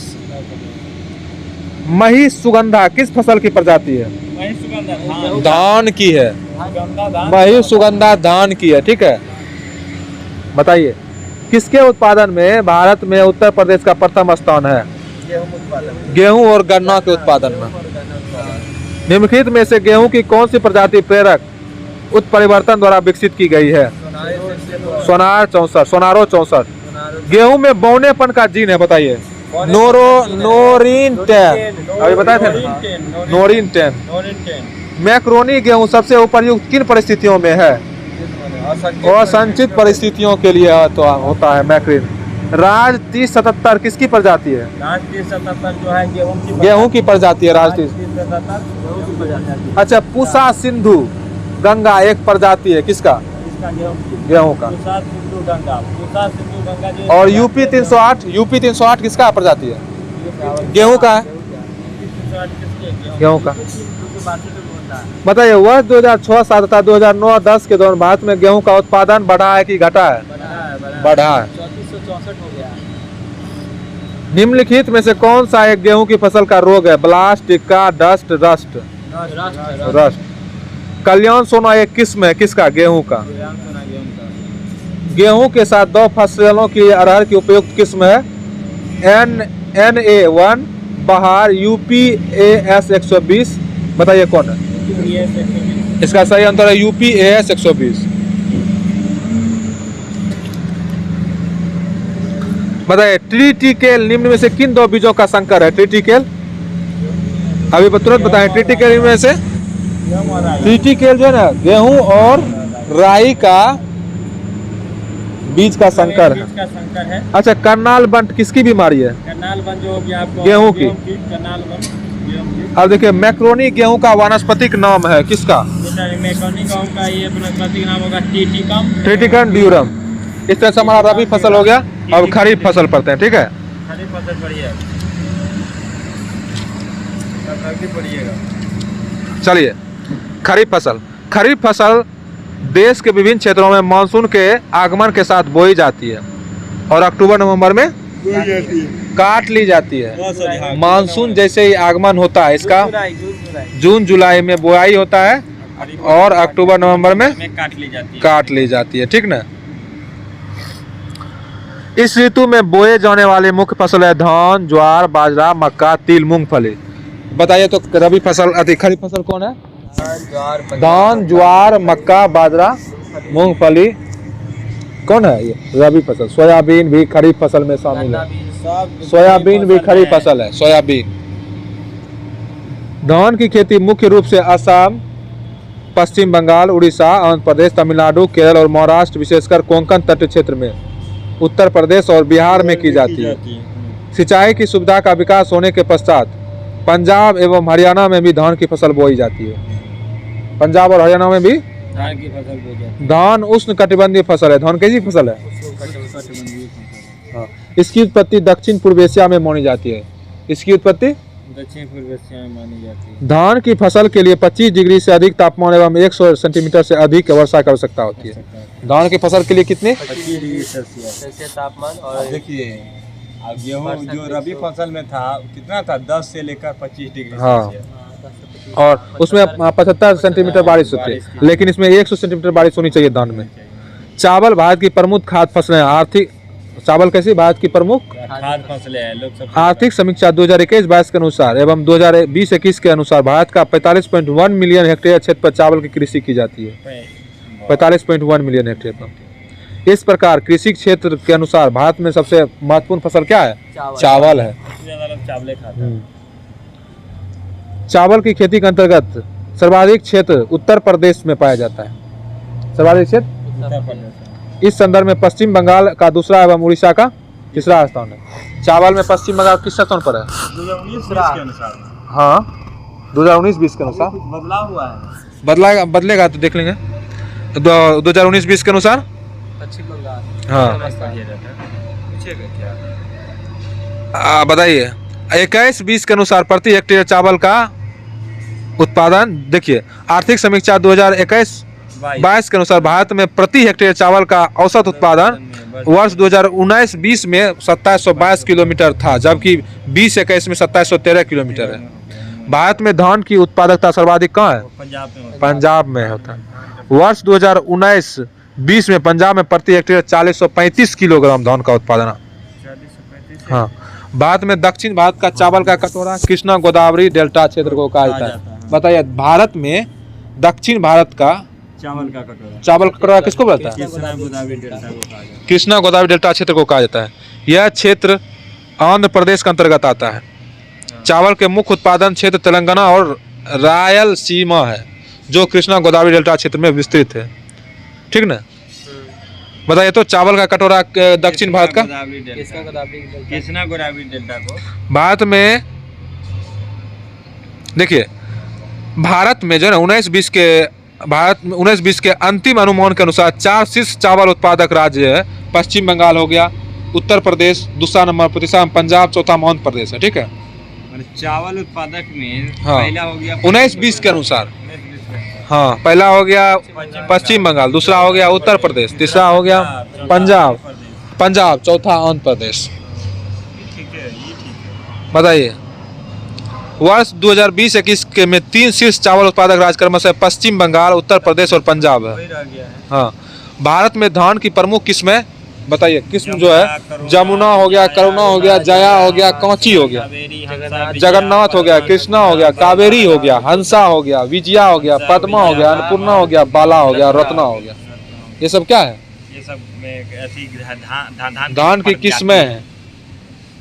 किस्में है वही प्रजाति। अमन धान जून जुलाई में बोया जाता है और नवंबर दिसंबर में काटा जाता है। अमन धान जून जुलाई में बोया जाता है और नवंबर दिसंबर में काटा जाता है। और पूसा सुगंधा 5 धान की एक सुगंधित किस्म है। पूसा RH10 बासमती चावल की संकर प्रजाति है। धान के अन्य संकर प्रजातियों में PHB 71, गंगा, सुरुचि के RH2, सादरी 4 आदि है। बासमती चावल के रोपाई करते समय बेहतर उत्पादकता हेतु उपयुक्त बीज दर 15 से 20 किलोमीटर प्रति हेक्टेयर होने चाहिए। बारानी दीप, नरेंद्र शंकर, नरेंद्र सुशाक, सम्राट, लालमती इत्यादि धान की प्रजाति है। ब्लू ग्रीन एल्गी, नीला हरी सेवा जिसको बोलते हैं, एजोस्पिरियम और फास्फोबैक्टीरिया, एजोला आदि चावल के फसल के लिए प्रमुख जैव उर्वरक है। वर्ष 2019-20 के अंतिम आंकड़ों के अनुसार संपूर्ण भारत में चावल की खेती के क्षेत्र का सर्वाधिक हिस्सा कितना है? 13.1% उत्तर प्रदेश का है। 13.1% का है। सर्वाधिक जो है धान की खेती होती है उत्तर प्रदेश में 13.11%। ठीक है, आज आप ध्यान देख नहीं पढ़ रहे हैं सर, पूरा ध्यान से। अच्छा बताइए, धान की उत्पत्ति हुई दक्षिण पूर्वी एशिया में। दक्षिण पूर्वी एशिया में, दक्षिण पूर्व एशिया में। बताइए इनमें फसलों पर विचार कीजिए। कपास, मूंगफली, धान, गेहूं, इनमें से कौन सी खरीफ फसलें हैं? बताइए। कपास है, मूंगफली है, धान है, गेहूं नहीं है। कपास, मूंगफली, धान जो है ना, ये खरीफ फसलें हैं, गेहूं नहीं है। ये IAS 2013 में पूछा हुआ क्वेश्चन है। बताइए चावल की खेती के लिए आदर्श जलवायु कितनी है? 25 डिग्री सेल्सियस 100 सेंटीमीटर से ऊपर 25 डिग्री सेंटीग्रेड, 100 सेंटीमीटर से ऊपर वर्षा और 25 डिग्री सेंटीग्रेड से ऊपर ताप। निम्नलिखित में से कौन सा एक खरीफ फसल है? बताइए। मसूर, अलसी, सरसों, सोयाबीन। जो है खरीफ फसल है। बताइए निम्नलिखित फसलों में कौन सा भारत में प्रमुख खाद्यान्न है? गेहूं, चावल, मक्का, दाल। चावल। खेती के अंतर्गत क्षेत्र के अनुसार भारत में सबसे महत्वपूर्ण खाद्य फसल कौन सी है? चावल। 40वां बीपीएससी में पूछा हुआ क्वेश्चन है ये। भारत में निम्नलिखित में से किस फसल के अंतर्गत सर्वाधिक क्षेत्रफल है? धान का है भारत में। भारत में चावल की खेती के अंतर्गत सर्वाधिक क्षेत्र पाया जाता है किस राज्य में? किस राज्य में? उत्तर प्रदेश में। भारत में प्रति हेक्टेयर चावल का औसत उत्पादन वर्ष 2013-14 में था कितना था? बताइए। नहीं पता है। 2416 किलोमीटर था। 2416 किलोमीटर था। अच्छा बताइए भारत के चावल कटोरे का क्षेत्र का नाम बताइए। कृष्णा गोदावरी डेल्टा क्षेत्र। निम्नलिखित में राज्यों में से किसमें धान की उत्पादकता सर्वाधिक है? ऑप्शन दे रहे हैं। पंजाब, उत्तर प्रदेश, हरियाणा। पंजाब सही आंसर इसका। कौन सी चावल की किस्म नहीं है? हंसा, जया, ज्वाला, पद्मा। बताइए कौन है? इसमें ज्वाला नहीं है। ज्वाला नहीं है। हाँ। अमन धान उगाया जाता है, बताइए अभी पढ़े थे। अमन धान जून जुलाई में जून जुलाई में बोया जाता है और नवंबर दिसंबर में कटाई होती है। पूसा सुगंधा पहुँच एक सुगंधित किस्म है, किसका? धान का। बरानी द्वीप किस फसल की किस्म है? धान का। बरानी द्वीप धान का। बासमती चावल की रोपाई हेतु उपयुक्त बीज दर है 15 से 20 किलो हेक्टेयर। 15 से 20 किलोग्राम प्रति हेक्टेयर। बताइए भारत में निम्नलिखित में से कौन सा राज्य चावल का सबसे बड़ा उत्पादक है? सबसे बड़ा पश्चिम ऑप्शन दे रहे हैं, आंध्र प्रदेश, मध्य प्रदेश, पश्चिम बंगाल, केरल। पश्चिम बंगाल। निम्नलिखित में से कौन सा एक जीव चावल की फसल के लिए जैव उर्वरक का कार्य करता है? नीलहरी शैवाल। देखिए ये क्वेश्चन, विगत एक दशक में भारत में किस एक निम्नलिखित फसल के लिए प्रयुक्त कुल कृषि भूमि लगभग एक जैसी बनी रही है? चावल के लिए। ये आईएएस में पूछा हुआ क्वेश्चन है। बताइए देश के आधे से अधिक उत्पादित चावल जिन 4 राज्यों से प्राप्त होते हैं वे हैं? पश्चिम बंगाल हो गया, उत्तर प्रदेश हो गया, पंजाब हो गया और आंध्र प्रदेश हो गया। इसका पश्चिम बंगाल, उत्तर प्रदेश, पंजाब, आंध्र प्रदेश। Very good. पश्चिम बंगाल, उत्तर प्रदेश, पंजाब, आंध्र प्रदेश। बताइए भारत में चावल का अधिक उत्पादक है? सबसे ज्यादा है। ऑप्शन दे रहे हैं, आंध्र प्रदेश, बिहार, पंजाब, तमिलनाडु। आंध्र प्रदेश उत्पादक में आ जाएगा। आंध्र प्रदेश। अरे उत्पादक जो है ना, ऑप्शन के हिसाब से जो आंध्र प्रदेश होगा, नहीं तो इसे पश्चिम, ऐसे नहीं तो पश्चिम बंगाल, उत्तर प्रदेश, पंजाब और आंध्र प्रदेश। और यहाँ ऑप्शन में दिया आंध्र प्रदेश, बिहार, पंजाब, तमिलनाडु। हाँ ऑप्शन के अनुसार से हो जाएगा आंध्र प्रदेश, पंजाब तीसरा। ठीक है। अच्छा ये बताइए भारत में चावल की खेती उन क्षेत्रों में होती है जहाँ वार्षिक वर्षा 100 सेंटीमीटर से अधिक। हाँ 100 सेंटीमीटर से अधिक हो। निम्नलिखित में से किस राज्य में संकर धान की खेती के अंतर्गत सर्वाधिक क्षेत्र है? उत्तर प्रदेश। उत्तर प्रदेश। भारत में चावल के 4 प्रमुख उत्पादक हैं, ऑप्शन दे रहे हैं, पश्चिम बंगाल, पंजाब, उत्तर प्रदेश और आंध्र प्रदेश। हाँ क्वेश्चन पूछ दिया है 2 बार। भारत के राज्यों में कौन सा राज्य चावल का सर्वाधिक उत्पादक करता है? पंजाब करेगा। ऑप्शन दे रहे हैं, पश्चिम बंगाल, उत्तर प्रदेश, हरियाणा, पंजाब। ये प्रति हेक्टेयर है, ये प्रति हेक्टेयर में पंजाब होगा, प्रति हेक्टेयर में पंजाब होगा। अगर सीधे पूछेगा तो हो जाएगा पश्चिम बंगाल, उत्तर प्रदेश, पंजाब, आंध्र प्रदेश। अगर प्रति हेक्टेयर में पूछेगा तो पंजाब। निम्नलिखित में से कौन सी फसलें जायद में मुख्यतः सिंचित क्षेत्र में उगाई जाती है? ऑप्शन दे रहे हैं, अरहर एवं चना, मूंग एवं उड़द, चावल एवं मिलेट, मक्का एवं मूंगफली। मूंग और उड़द सही आंसर है। निम्नलिखित में से किस फसल की रोपाई की जाती है? धान की रोपाई की जाती है। धान की। नींद आ रहा? भारत के राज्यों को वर्ष 18-19 के चावल उत्पादन के सही आरोही क्रम में चुने। ये 66वां बीपीएससी में पूछा हुआ क्वेश्चन है, ठीक ना? ये देखिए इसमें पश्चिम बंगाल हो जाएगा, उत्तर प्रदेश हो जाएगा, पंजाब हो जाएगा, आंध्र प्रदेश हो जाएगा। अब देखिए नगदी फसल पढ़ते हैं, ठीक ना? नगदी फसल में जैसे कि कपास आ गया, गन्ना आ गया, केला आ गया, ये सब नगदी फसल होता है। नगदी फसल हम लोग पढ़ते हैं कपास। सबसे पहले कपास। भारत में कपास दूसरी प्रमुख मुद्रादायी फसल है जिससे देश के सबसे बड़े सूती वस्त्र उद्योग को कच्चा माल प्राप्त होता है। कपास मालवेसी कुल का पौधा। कपास मालवेसी कुल का पौधा। कपास कपास की विश्व में 2 प्रमुख प्रजातियां पाई जाती है। प्रथम देशज कपास, दूसरा अमेरिकन कपास। कपास किस कुल की है बताइए? मालवेसी कुल। कपास मालवेसी कुल का पौधा है। कपास देशज कपास और अमेरिकी कपास। कपास की 2 प्रजाति, कपास 2 मुख्य प्रजातियां पाई जाती है, एक देशज कपास है, एक अमेरिकन कपास। कपास भारत का देशज पौधा है। ऋग्वेद एवं मनुस्मृति जैसे प्राचीन ग्रंथों में भी इसका उल्लेख मिलता है। कपास का ऋग्वेद और मनुस्मृति में भी, मनुस्मृति और ऋग्वेद में इसका चर्चा मिलता है। किसका? कपास का। पूछेगा किस फसल में ऋग्वेद में चर्चा मिलता है? ऑप्शन रहेगा कपास। कपास मार दीजिएगा। भारत विश्व का पहला देश है जहाँ कपास की संकर किस्म विकसित हुई थी, जिसके परिणाम स्वरूप वर्धित उत्पादन प्राप्त होता है। कपास की कृषि में के लिए काली मिट्टी सर्वाधिक प्रयुक्त मानी जाती है। इसके लिए 25 से 35 डिग्री सेंटीग्रेड तथा 210 दिन तक पाला एवं ओला रहित अवधि, स्वच्छ आकाश, तेज और चमकदार धूप तथा 75 से 100 सेंटीमीटर वार्षिक वर्षा की आवश्यकता होती है। बताइए इसके लिए कितना तापमान रहना चाहिए? 35 डिग्री सेल्सियस तापमान होना चाहिए। 25 से 35 डिग्री सेंटीमीटर। और बारिश कितनी होनी चाहिए? 75 से 100 सेंटीमीटर तक। और 210 दिन तक साफ स्वच्छ मौसम रहना चाहिए कपास के लिए। ओला ओला नहीं गिरना चाहिए, ठीक ना। उत्तर पश्चिम और पश्चिमी भारत कपास का प्रमुख उत्पादक क्षेत्र है, ठीक ना। उत्तर पश्चिमी और पश्चिमी भारत कपास का प्रमुख उत्पादक क्षेत्र। देखिए आर्थिक समीक्षा के अनुसार 2019-20 में कपास उत्पादन शीर्ष 3 राज्य है, महाराष्ट्र, गुजरात, तेलंगाना। 19 और कपास की खेती बहुत अच्छी महाराष्ट्र, तेलंगाना, महाराष्ट्र, गुजरात और तेलंगाना। पहला स्थान महाराष्ट्र, दूसरा स्थान गुजरात, तीसरा स्थान तेलंगाना। 19-20 के अनुसार इससे यह निष्कर्ष निकलता है कि महाराष्ट्र में काली मिट्टी का व्यापक विस्तार है, जो कपास की कृषि के लिए सर्वाधिक उपयुक्त होता है, ठीक ना। कपास को महाराष्ट्र में श्वेत स्वर्ण के नाम से जाना जाता है। महाराष्ट्र में इसको क्या जानता है?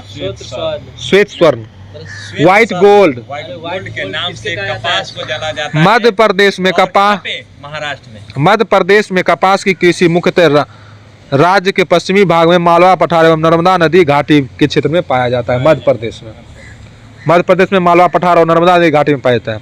यहाँ की प्रमुख कपास उत्पादक जिले पश्चिमी एवं पश्चिमी निमौर, धार, देवास, शाजापुरी, उज्जैन, रतमाल, होशंगाबाद तथा राजगढ़ है। खंडवा खरगोन जिले को कपास की खेती के कारण सफेद सोने का क्षेत्र भी कहा जाता है। कपास के रेशे कपास के बीज से प्राप्त होता है, ठीक है। हम सब लोग कपास के बीज से ही प्राप्त। अब हम सब लोग इसका क्वेश्चन आंसर करते हैं कपास का, ठीक है। जी सर। भारत के निम्नलिखित क्षेत्रों में कौन सा कपास का अधिकतम मात्रा में उत्पादन करता है? सबसे ज्यादा करता है उत्तरी पश्चिमी। देखिए ऑप्शन है उत्तर पश्चिमी भारत और गंगा क्षेत्र, पश्चिमी बंगाल। और ऑप्शन 2 में उत्तर पश्चिमी और पश्चिमी भारत। ये सही आंसर है, ठीक है। IAS 1996 में पूछा था। भारत का सबसे बड़ा कपास उत्पादक राज्य बताइए? महाराष्ट्र। निम्नलिखित में से किन जिलों को कपास खेती के कारण सफेद सोने का क्षेत्र कहते हैं? अभी बताए थे आप। खंडवा और खरगोन। महाराष्ट्र। निम्नलिखित में से कौन सी एक फसल श्वेत स्वर्ण के नाम से जाना जाता है? कपास। कपास के रेशे से प्राप्त होता है, क्या होता है? बीज से। कपास के रेशे प्राप्त होता है बीज से। महाराष्ट्र के काली मिट्टी के क्षेत्र के कपास को गन्ने की फसल से प्रतिस्पर्धा का सामना करना पड़ रहा है। इसका कारण है कि ये बता रहे हैं सिंचाई सुविधाओं के प्रसार के कारण इस क्षेत्र में गन्ने की फसल अधिक लाभप्रद है। बताइए भारत में किस राज्य में कपास का औसतन उत्पादन सर्वाधिक होता है? सबसे ज्यादा कपास का उत्पादन ऑप्शन दे रहे हैं पश्चिम बंगाल, बिहार, असम, आंध्र प्रदेश। आंध्र प्रदेश। ये 63 BPSC में पूछा हुआ क्वेश्चन है। हम सब लोग कपास पढ़ लिए। हाँ हम सब लोग कपास, अब हम सब लोग गन्ना पढ़ते हैं। बताइए गन्ना एक उष्ण कटिबंधीय पौधा है। गन्ना कैसे पौधा है? परंतु उपोष्ण कटिबंधीय क्षेत्र में भी जैसे गर्म आर्द्र दशाओं के अंतर्गत उत्तरी भारत में उगाया जा सकता है, ठीक ना। यह ग्रेमनी कुल का पौधा, यह किस कुल का है? ग्रेमनी कुल का। और ये किस कुल का पौधा था? कपास मालवेसी। कपास और गन्ना ग्रेमनी कुल का पौधा है गन्ना। गन्ना की फसल के लिए सामान्यतः कितना तापमान चाहिए? 21 से 27 डिग्री सेंटीग्रेड। और वर्षा 75 से 100 सेंटीमीटर वार्षिक वर्षा होनी चाहिए। गन्ने की खेती के अंतर्गत सर्वाधिक भूमि उत्तर प्रदेश, उसके बाद महाराष्ट्र। गन्ने की खेती के लिए सर्वाधिक भूमि उत्तर प्रदेश, उसके बाद महाराष्ट्र। भारत में शुद्ध सकल कृषि में सर्वाधिक सिंचित क्षेत्र गन्ना का है। भारत में 2020-21 के चतुर्थ अग्रिम अनुमान आंकड़ों के अनुसार गन्ना उत्पादक 3 अग्रणी राज्य बताइए? उत्तर प्रदेश, महाराष्ट्र और कर्नाटक। उत्तर प्रदेश, महाराष्ट्र और कर्नाटक। ठीक ना। गन्ना का उत्पादन खूब होता है। गन्ना उत्पादन के व्यावहारिक उपागम जिसे धारणीय गन्ना उपकरण अथवा सत गन्ना पहल पद्धति कहा जाता है। इसका प्रारंभ भारत में गन्ने की खेती में सुधार हेतु वर्ष 2009 में किया गया था। इस पद्धति का प्रारंभ इक्री सेट एवं WWF की संयुक्त पहल के रूप में किया गया था। भारत में गन्ने के प्रजनन का कार्य कोयम्बटूर में किया जा रहा है। भारत में गन्ने के प्रजनन का कार्य गन्ने के प्रजनन का कार्य कहाँ हो रहा है? कोयम्बटूर, तमिलनाडु। कोयम्बटूर में हो रहा है। कोयम्बटूर में वर्ष 1912 में गन्ना प्रजनन संस्थान की स्थापना की गई थी। बताइए गन्ना प्रजनन संस्थान कहाँ है, कोयम्बटूर कब स्थापित किया गया है? 1912 में। गन्ना प्रजनन संस्थान कहाँ है, कब स्थापना हुआ? 1912 में हुआ है। 1 अप्रैल 1969 को ICAR का भाग बनाया, मतलब कि इसका 1912 में गन्ना प्रजनन संस्थान की स्थापना की गई थी और 1 अप्रैल 1969 को इसे ICAR की भाग बनाया गया। गन्ना के अर्धसाली फसल की खेती मुख्य रूप से महाराष्ट्र के कम वर्षा वाले क्षेत्र में पाई जाती है। इसकी बुआई जुलाई अगस्त में होती है तथा यह पनके के लिए 16 से 18 महीने का समय लेता है। जब ये पनकता है ना 16 से 18 महीना लेता है समय।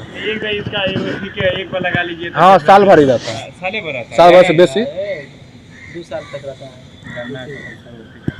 भारत विश्व में चीन का सबसे बड़ा भारत जो है ना विश्व में चीनी का सबसे बड़ा उपभोक्ता है।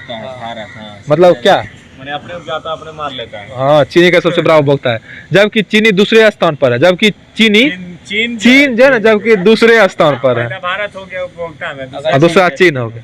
वर्ष 1909 में भारत की प्रथम चीनी मिल उत्तर प्रदेश देवरिया जिले के प्रतापपुर में स्थापित किया गया था। 1903 में बताइए 1903 में भारत की प्रथम चीनी मिल उत्तर प्रदेश के देवरिया जिले में 1903 में भारत की प्रथम चीनी मिल कहाँ खोला गया था? उत्तर प्रदेश के देवरिया जिले में स्थित है। खोला गया था वेरी गुड। प्रतापपुर में। उत्तर प्रदेश राज्य भारत का शक्कर का प्याला कहा जाता है। शक्कर का प्याला उत्तर प्रदेश चीनी का कटोरा, चीनी का कटोरा। प्रारंभ में उत्तर प्रदेश बिहार चीनी उत्पादक राज्य थे, किंतु इसके बाद दक्षिण भारत में उनका जलवायु वाला काली मृदा का क्षेत्र होने तथा नमी संचरण की क्षमता एवं ट्यूबवेल सिंचाई का विकास होने के कारण इस उद्योग का हस्तांतरण हो गया। दक्षिण भारत में गन्ने की उच्च उत्पादकता पाई जाती है। दक्षिण भारत में गन्ने की उच्च उत्पादन के मतलब दक्षिण भारत में गन्ना ज़्यादा उगाई जाती है, लेकिन पहले जो था ना यह उत्तर प्रदेश और बिहार ही था। लेकिन जब वहाँ सिंचाई सब व्यवस्था ज़्यादा हो गया ना और काली मिट्टी हो गई तो इसलिए वहाँ ज़्यादा दक्षिण भारत में गन्ने का माने अधिक मात्रा में दक्षिण भारत में गन्ने का उत्पादन होने लगा। उत्पादन तो उत्तर प्रदेश यहाँ गन्ने में शर्करा की मात्रा भी अधिक पाई जाती है। वर्ष 2021 के आंकड़ों के अनुसार चीनी उत्पादन में उत्तर प्रदेश का प्रथम, महाराष्ट्र का द्वितीय स्थान है। चीनी उत्पादन प्रथम स्थान पर उत्तर प्रदेश, द्वितीय स्थान पर महाराष्ट्र। भारत में सूती वस्त्र के बाद चीनी उद्योग सबसे बड़ा कृषि आधारित उद्योग है। भारत में सूती वस्त्र के बाद भारत में अगर पूछेगा सबसे ज्यादा सूती वस्त्र, उसके बाद चीनी उद्योग, पर अब भारत जो है ना सबसे बड़ा आधारित उद्योग है। संयुक्त राज्य अमेरिका के कृषि विभाग के आंकड़ों के अनुसार वर्ष 2021 में भारत जो है ना विश्व में चीनी का दूसरा सबसे बड़ा उत्पादक देश रहा है। दूसरा सबसे, लेकिन उपभोक्ता में पहला, उत्पादक में दूसरा। इस संदर्भ में ब्राजील पहले स्थान एवं चीनी का सबसे ज्यादा यूनाइटेड यूनियन तीसरे स्थान पर है। यूनाइटेड यूनियन, हाँ EU UAE, हाँ तीसरे स्थान पर। विपणन वर्ष 2020-21 में बताइए पहला स्थान पर कौन है? पहला स्थान पर क्या चीज में? चीनी उत्पादन में पहला स्थान हो जाएगा ब्राजील, दूसरा में भारत है, तीसरा में EU। क्या बोले? बताइए 2020-21 में विश्व की चीनी कुल उत्पादन 180.1 मिलियन टन अनुमानित है, जिसमें भारत का हिस्सा 33.76 मिलियन टन तथा ब्राजील का हिस्सा 42.05 मिलियन टन रहा है। ब्राजील से चीनी का निर्यात 32.15 मिलियन टन था। हाँ, वर्ष 2020-21 में भारत में चीनी का उत्पादन विश्व उत्पादन का 18.74% था। तो हम सब लोग गन्ना पूरा पढ़ लिए, अब इसका क्वेश्चन आंसर करते हैं, ठीक है। बताइए तो ये क्वेश्चन IAS में पूछा था 2021 में। देखिए निम्नलिखित में से कौन सी फसल न्यूनतम जल दक्ष फसल है? गन्ना। लिस्ट वाटर एफिशिएंटर, लिस्ट वाटर एफिशिएंटर कौन है? गन्ना है। भारत के किस राज्यों में गन्ने खेती अंतर्गत सर्वाधिक भूमि है? उत्तर प्रदेश में। भारत के निम्न फसलों में से किस फसल के अंतर्गत उसके शुद्ध सकल कृषि क्षेत्र के संचित क्षेत्र का सर्वाधिक प्रतिशत है? गन्ना का। बताइए। ये देखिए क्वेश्चन BPSC में भी पूछा है और IAS में भी पूछा है।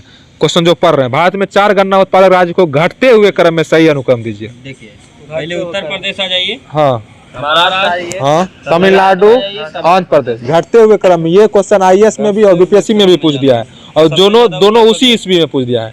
महाराष्ट्र, तमिलनाडु। देखिए घटते हुए क्रम में सबसे देखिए उत्तर प्रदेश, महाराष्ट्र, तमिलनाडु, आंध्र प्रदेश। उत्तर प्रदेश, महाराष्ट्र, तमिलनाडु, आंध्र प्रदेश घटते क्रम में। भारत में सर्वाधिक गन्ना पैदा करने वाला राज्य बताइए। सबसे ज्यादा महाराष्ट्र। यूपी होगा। हाँ मतलब गन्ना पैदा सबसे ज्यादा यूपी। हाँ मतलब सर्वाधिक गन्ना पैदा करने वाला उत्तर प्रदेश। सही है, सही है, सही है, उत्तर प्रदेश होगा। भारत के किन राज्यों में गन्ना सबसे ज्यादा पैदा होता है? किस राज्यों में? बिहार और उत्तर प्रदेश में। ये 53वां और 55वां बीपीएससी में पूछा है, ठीक ना? 2011 में। चलिए, गन्ना उत्पादन 2013 में राज्यों का सही अवरोही क्रम बताइए। अवरोही मतलब बढ़ते क्रम, मतलब सबसे छोट। नहीं, अवरोही मतलब घटते क्रम। हाँ, अवरोही मतलब घटते क्रम, सॉरी, अवरोही मतलब घटते क्रम। उत्तर प्रदेश, कर्नाटक, महाराष्ट्र और हरियाणा। ये सब मतलब गन्ने में शर्करा का मात्रा घट जाती है यदि जन पकने की अवधि में पाला गिर जाए ना, गन्ने में शर्करा की मात्रा घट जाती है। अभी गन्ना हम लोग रोपे हैं, हाँ, ऐसे पाला गिरना तो उसमें शर्करा की मात्रा घट जाएगी। भारत में चीनी के प्रथम 3 अग्रणी उत्पादक है। उत्तर प्रदेश, महाराष्ट्र, कर्नाटक। उत्तर प्रदेश, महाराष्ट्र और कर्नाटक, वही क्वेश्चन है। शक्कर नगर चीनी का एक प्रमुख उत्पादक केंद्र है। शक्कर नगर। हाँ, शक्कर नगर तो आंध्र प्रदेश, महाराष्ट्र, सॉरी आंध्र प्रदेश में। शक्कर नगर आंध्र प्रदेश में। शक्कर नगर। बताइए कौन सा राज्य का शक्कर का प्याला कहा जाता है? उत्तर प्रदेश। उत्तर प्रदेश को। चीनी का कटोरा? ये उत्तर प्रदेश। उत्तर प्रदेश को। बताइए 1903 में भारतवर्ष की प्रथम चीनी मिल स्थापित किया गया था, कहाँ? ये उत्तर प्रदेश के प्रतारपुर में। प्रतारपुर में, हाँ, उत्तर प्रदेश के देवरिया जिले के प्रतारपुर में 1903 में चीनी का प्रथम मिल स्थापित किया गया था। गन्ने में प्रजनन का कार्य किया जा रहा है, कहाँ बताइए? कहाँ पे? कोयम्बटूर में। गन्ने का बीज उत्पादित किया जाता है SBI कोयम्बटूर में। गन्ने की अर्धसाली फसल पकाने के लिए 18 माह के लिए कितना? 18 माह। अभी बताए थे आप। तो इस तरह से हम लोग गन्ना का पूरा हो गया। अब तिलहन पढ़ते हैं। तिलहन है, दलहन है, रेशम है।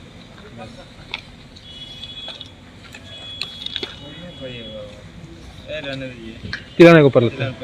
तिलहन भारतीय भोजन में वसा का मुख्य स्रोत है। तिलहन क्या है? वासा का मुख्य स्रोत है। भारतीय भोजन में वसा का मुख्य स्रोत है। भारत की प्रमुख तिलहन फसलें तोरिया, सरसों, तिल, अलसी, सोयाबीन, सूर्यमुखी, अरंडी और बिनौला है। हम लोग तोरा बोलते थे। अरंडी। तिलहन से तेल और खली की प्राप्ति होती है।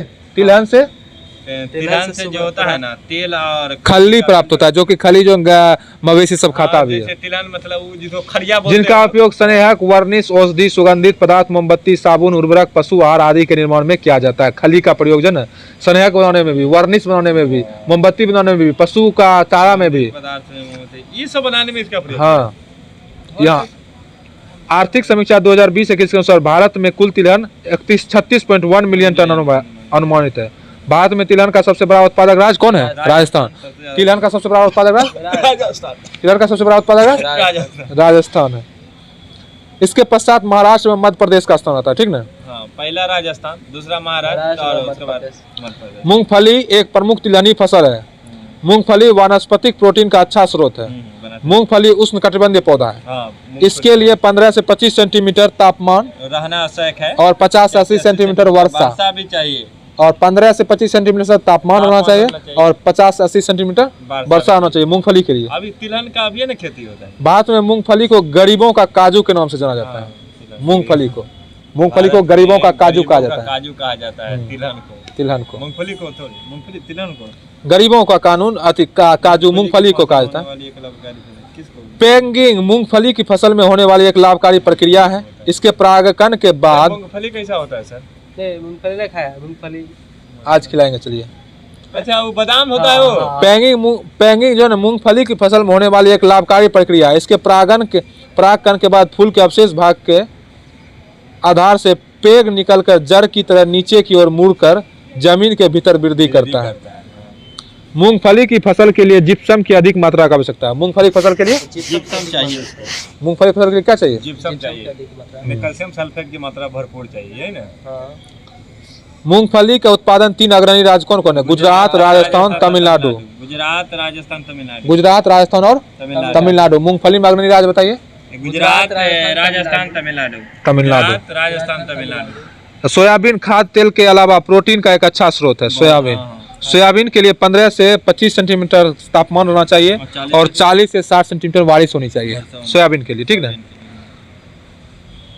और 6 से 6.5 pH मौन वाली अम्ल दोमट मिट्टी अच्छी मानी जाती है सोयाबीन के लिए। 6 से 6.5 pH मौन मतलब अम्लीय चाहिए उसको। सोयाबीन जो ना खरीफ फसल के तौर पर जून में बोई जाती है और अक्टूबर में काटी जाती है। सोयाबीन इस फसल को 3 से 4 बार सिंचाई की आवश्यकता पड़ती है सोयाबीन को। मक्का की तरह है। SOPA द्वारा सोपा द्वारा खरीफ 2021 के जारी आंकड़ों के अनुसार भारत में मध्य प्रदेश के 5.56 मिलियन हेक्टेयर क्षेत्र पर सोयाबीन की कृषि की जाती है। इसका मतलब सोयाबीन की सबसे ज्यादा देखा जाए तो मध्य प्रदेश ही होगा। हाँ, सोयाबीन कृषि क्षेत्र में संदर्भ में दूसरा स्थान कौन है? महाराष्ट्र का। पहला हो गया मध्य प्रदेश, दूसरा महाराष्ट्र का। हाँ, भारत में 3 अग्रणी सोयाबीन राज्य कौन है? महाराष्ट्र, मध्य प्रदेश और राजस्थान। कौन है? महाराष्ट्र, मध्य प्रदेश, राजस्थान। 2020-21 के अनुसार 3 अग्रणी सोयाबीन उत्पादक राज्य। आगे महाराष्ट्र हो गया। हाँ, महाराष्ट्र हो गया, दूसरा मध्य प्रदेश, तीसरा राजस्थान। सबसे ज्यादा देखिए महाराष्ट्र जो है ना सोयाबीन कृषि क्षेत्र के संदर्भ में अगर पूछा जाएगा कि कृषि क्षेत्र के संदर्भ में कृषि मतलब सबसे ज्यादा कृषि के सोयाबीन के लिए कहाँ कृषि का मतलब जमीन यूज होता है, तो दूसरा स्थान पाएगा महाराष्ट्र, लेकिन उत्पादन में पहला स्थान पाएगा महाराष्ट्र। समझे? उत्पादन ज्यादा करता है महाराष्ट्र, लेकिन उसका जो है ना कृषि क्षेत्र अगर देखा जाए ना वो दूसरा। ये बात है। तो महाराष्ट्र, मध्य प्रदेश, राजस्थान हो गया। सरसों जो है ना भारत की प्रमुख तिलहन फसल है। सरसों क्या है? भारत की प्रमुख तिलहन फसल है। सरसों रबी फसल के अंतर्गत आता है।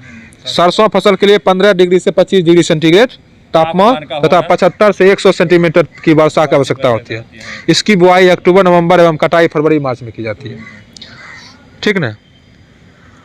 देश में राजस्थान सरसों के शीर्ष उत्पादक है। राजस्थान क्या है? सरसों का उत्पादन में प्रथम है। तिलहन में भी जो है ना राजस्थान फर्स्ट पर था, और दूसरे स्थान पर मध्य प्रदेश, तीसरे स्थान पर हरियाणा है। तिलहन में राजस्थान, मध्य प्रदेश, हरियाणा। तिलहन में कौन कौन है? राजस्थान, मध्य प्रदेश, हरियाणा। हाँ, देखिए ठीक है, या दूसरा स्थान पर ही मध्य प्रदेश। सरसों की प्रमुख प्रजातियों में पूसा, बोल्ड, पूसा, जय किसान और अरुणा आदि है। पीताम्बरी पीली सरसों की एक प्रजाति है। पीताम्बरी किसकी प्रजाति है? पीली सरसों की एक प्रजाति। बताइए निम्नलिखित में से कौन एक तिलहन फसल है? ऑप्शन दे रहे हैं मसूर, तो लोबिया, सूर्यमुखी, बारहसील। सूर्यमुखी जो है एक तिलहनी फसल है। पीली पीत क्रांति संबंधित है। पीली क्रांति, पीत क्रांति, तिलहन उत्पादन पीली क्रांति होगा। येलो रिवोल्यूशन, पीली क्रांति, येलो रिवोल्यूशन किससे होगा? तिलहन से। बताइए तो सूक्ष्म भूमि के लिए सर्वाधिक उचित फसल कौन सी है? सूक्ष्म भूमि के लिए मूंगफली। मूंगफली। ये ऑप्शन, ये 45वां बीपीएससी में पूछा हुआ क्वेश्चन है। पोंगिंग एक लाभकारी प्रक्रिया किसका? बताइए तो अभी तुरंत पढ़े। मूंगफली में होता है पोंगिंग मूंगफली में होता है लाभकारी। भारत में सोयाबीन का अग्रणी उत्पादक राज्य बताइए तो? मध्य प्रदेश होगा। बहुत पूछता है सोयाबीन वाला। भारत में सोयाबीन का सबसे अधिक उत्पादन किस राज्य में होता है? सबसे ज्यादा मध्य प्रदेश में। लेकिन उत्पादन मध्य प्रदेश में होता है। बताइए भारत के किस प्रदेश में सोयाबीन की खेती का सर्वाधिक क्षेत्र है? क्षेत्रफल मध्य प्रदेश का। 1992-93 में किसकी उपज इतनी प्रचुर हुई कि उसे कीर्तिमान मान सके? तिलहन का। IAS 1993 में पूछा हुआ क्वेश्चन है। भारत में तिलहन का सबसे बड़ा उत्पादक राज्य? तिलहन का सबसे बड़ा उत्पादक राज्य मध्य प्रदेश। तिलहन का राजस्थान उधर था। तिलहन का तो सबसे राजस्थान था।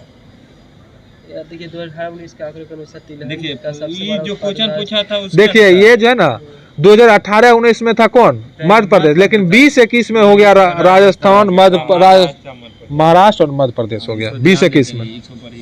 निम्नलिखित में से भारत का कौन सा राज्य मूंगफली का सबसे बड़ा उत्पादक है? गुजरात।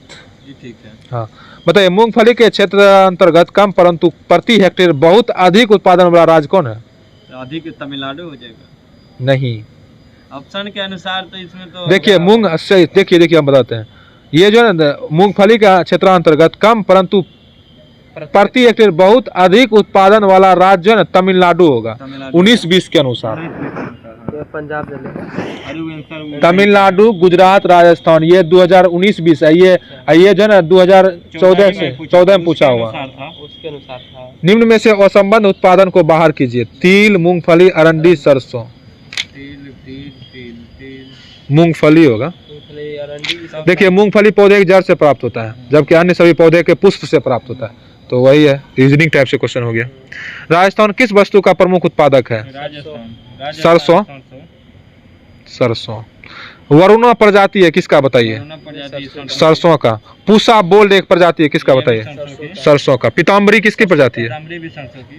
सरसों का। जिप्सम की अधिक मात्रा आवश्यक होती है मूंगफली की फसल में। मूंगफली की फसल में। कौशल किस फसल की मूंगफली के कौशल किस फसल की उन्नत प्रजाति है? मूंगफली के कौशल। निम्नलिखित में से किस फसल में सबसे ज्यादा प्रतिशत तेल की मात्रा होती है? की मात्रा सबसे ज्यादा सोयाबीन। तिल में होता है।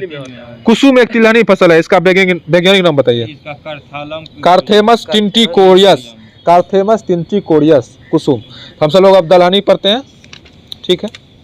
देखिए, भारत में अधिकांश जनसंख्या की प्रोटीन प्राप्ति का सबसे प्रमुख साधन क्या है? दलहनी है। दाल। भारत में अधिकांश जनसंख्या की प्रोटीन किसे मिलता है? दाल से। यहाँ पर रबी, खरीफ एवं जायद तीनों फसलों के अंतर्गत दाल की कृषि की जाती है। मतलब दाल की कृषि रबी, खरीफ और जायद फसल के अंतर्गत की जाती है। भारत की प्रमुख दलहनी फसल चना, उड़द, मूंग, मटर, मसूर एवं अरहर है। दलहनी फसलों में हवा से नत्रजन संचित करने की क्षमता होती है। कोबाल्ट राइजोबियम द्वारा तात्विक नाइट्रोजन स्थिरीकरण के लिए आवश्यक होती है तथा विटामिन 12 के संश्लेषण में सहायक होता है। कौन? दलहनी पौधा। विटामिन 12 में संश्लेषण होता है। भारत में दालों का अधिकतम उपभोग होने के कारण इसके अग्रणी उत्पादक होने के बावजूद इन्हें आयात करना पड़ता है। भारत को दूसरे देश से खरीदना पड़ता है दाल को, क्योंकि यहाँ ज्यादा उत्पादन, मतलब कि ज्यादा जो है ना खाया जाता है दाल। अगर ये उत्पादन होने के बावजूद इन्हें आयात करना पड़ता है, मतलब ज्यादा होता है तो इसको देना ना पड़ता है, निर्यात करेगा तब ना। आयात करना पड़ता है, क्योंकि यहाँ ज्यादा मात्रा में इसका यूज होता है, ज्यादा मात्रा में यहाँ खाता है, इसलिए यहाँ उत्पादन भी होता है, लेकिन आयात करना पड़ता है। हाँ, ठीक है, ठीक है, ठीक ना। देखिए, भारत दलहनी फसल के मुख्य उत्पादक एवं उपभोक्ता दोनों है, इसीलिए। देखिए, कुल दाल के उत्पादन में भारत के बाद म्यांमार का स्थान आता है। दाल सबसे ज्यादा भारत में, उसके बाद म्यांमार में आता है। आर्थिक समीक्षा 2021-22 के अनुसार भारत में दालों का सबसे बड़ा उत्पादक राज्य मध्य प्रदेश। इसके संदर्भ में दूसरा राजस्थान। इन संदर्भ में राजस्थान एवं महाराष्ट्र का क्रमशः दूसरा और तीसरा है। राजस्थान और महाराष्ट्र दूसरा और तीसरा। पहला स्थान पर मध्य प्रदेश। दाल के उत्पादन पहला स्थान मध्य प्रदेश, राजस्थान, महाराष्ट्र। भारत के दलहनी फसलों में अरहर का प्रमुख स्थान है। अरहर की फसल के लिए 20 से 25 सेंटीमीटर का तापमान एवं 40 से 80 सेंटीमीटर की वर्षा होनी चाहिए, वार्षिक वर्षा। इसकी फसल गंगा मैदान के जलोढ़ मिट्टी से लेकर प्रायद्वीप के काली तक के क्षेत्रों में पाई जाती है। त्रुटिपूर्ण अफवाह, जल लगनता एवं पाला दहन फसल के लिए हानिकारक है। अरहर की उत्पत्ति भारतवर्ष में हुई थी। अरहर की उत्पत्ति कहाँ हुई थी? भारत में ही हुई है। आर्थिक समीक्षा 2021-22 के अनुसार भारत में सर्वाधिक अरहर का उत्पादन महाराष्ट्र करता है। महाराष्ट्र, दूसरा कर्नाटक। इस संदर्भ में कर्नाटक और तेलंगाना।